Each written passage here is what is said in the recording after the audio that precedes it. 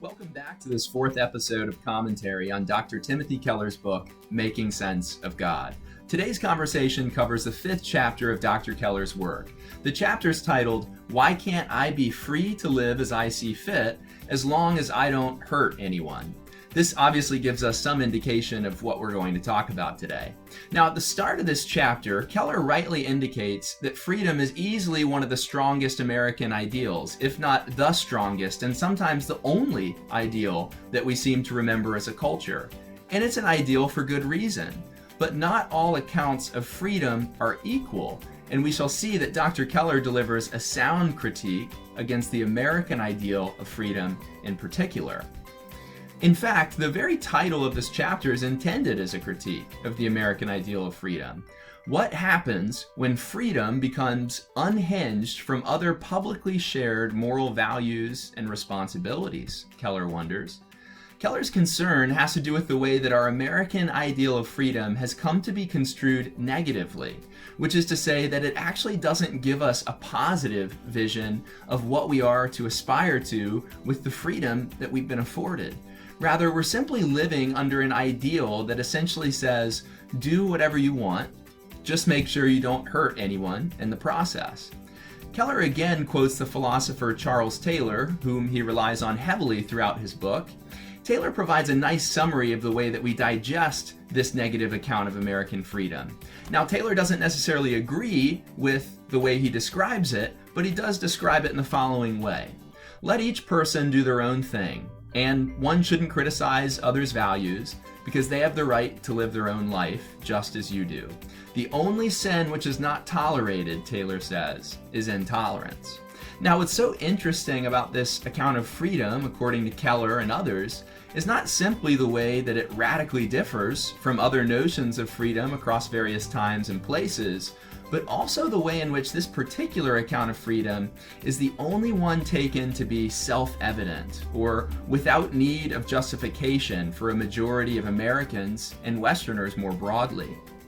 To be clear, there are indeed things to celebrate about the American ideal of freedom. It's led to many, many gains, and we should not underestimate these gains, and nor does Keller. But Dr. Keller also believes that it's gone off course by being made to be the only ultimate value we seem to cherish and talk about as a culture.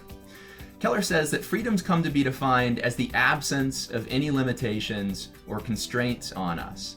He believes that it's understood in this way.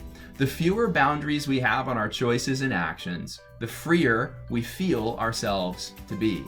And this is precisely what he wants to problematize, because this total elimination of any constraints other than clear instances of doing harm to others is actually unrealistic. And when we attempt to abide by it, it does harm to ourselves by inhibiting our flourishing as well as others. Keller believes that this American ideal of freedom is unworkable because we find that in actual life, we have to choose between certain freedoms. We can't have them all. We have to hierarchize them based on our priorities, because certain freedoms that are afforded to us are actually in conflict with others. Real freedom comes from a strategic loss of some freedoms in order to gain others, Keller thinks. It's not the absence of all constraints, but it's the choosing of the right constraints and the right freedoms that we should give up, he says. The American ideal of freedom is unworkable for another reason too, according to Dr. Keller. We say we're free to do whatever we want as long as we don't do harm to others, but clearly we do not even all agree on what is and isn't harmful to others. For example, one might exercise the freedom to watch pornography in the comfort of her or his home, believing that simply tuning into these videos is doing no harm to anyone, while another may see the sound evidence that suggests a strong correlation between pornography and sex trafficking, or between pornography and the objectification of persons involved in making the videos, which also leads to the objectification of similar persons that the one watching the videos encounters in his or her own life. And thus they might conclude that being a consumer of such content is in fact very harmful to others in more ways than one? What are we to do about such a radical disagreement about what is or isn't harmful to ourselves and others? So freedom of choice cannot stand alone as a guide to behavior, Keller argues. Instead, he thinks we need some kind of moral norms and constraints on our actions if we are to live together. What Keller thinks we need to reach is some kind of deeper understanding of what all of us actually require as human beings.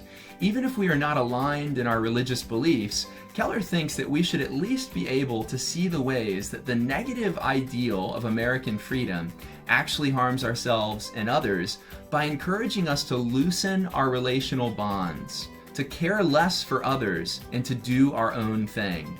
Here he quotes the happiness researcher, Jonathan Haidt, who says that an ideology of extreme personal freedom, such as the American one, can be dangerous because it encourages people to leave homes, jobs, cities, and marriages in search of personal and professional fulfillment, thereby breaking the relationships that were probably that person's best hope for the fulfillment that they were after.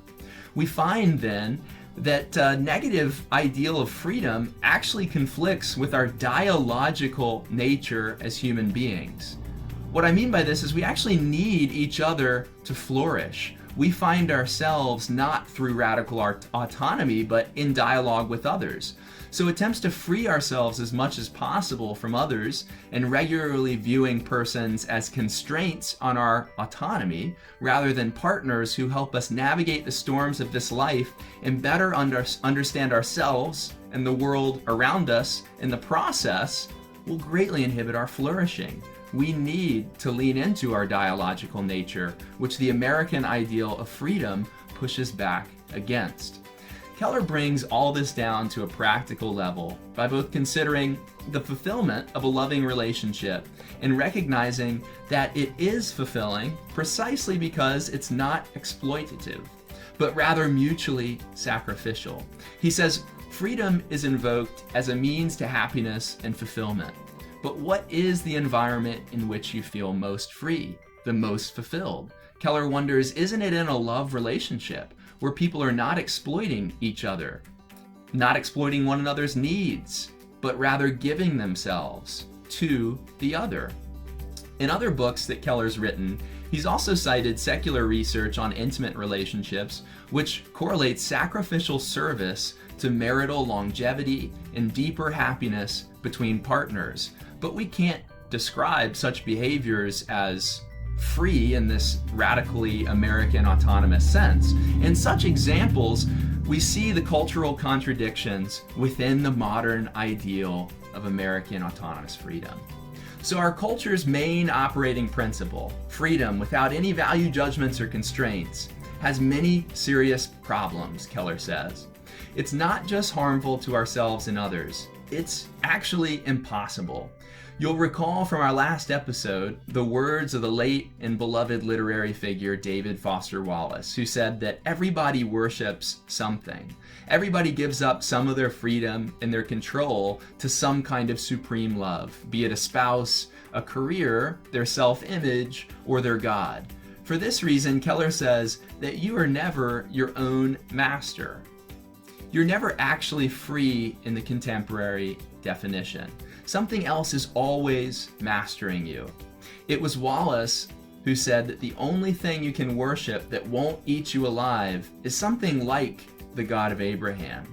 Threatened by the loss of or failure to achieve anything else, you will feel like a failure. You may experience unending self-hatred, or you might even lose the will to live like David Foster Wallace himself. Once we realize that the negative ideal of American freedom is actually far from self-evident, but rather an illusion, Keller hopes that we will be prepared to recognize that we are all enslaved to whatever it is that we worship, whatever it is that we make our ultimate point and purpose in this life. And he goes a step further by arguing that the easiest yoke to carry, the most fruitful way to give up our autonomy, is to believe in God and walk the path that God has in store for us. Only this kind of enslavement, Keller argues, fills us with a lasting peace that mysteriously transcends all understanding, Keller thinks. Keller, like Wallace, argues that this is the only kind of giving up of ourselves that won't eat us alive.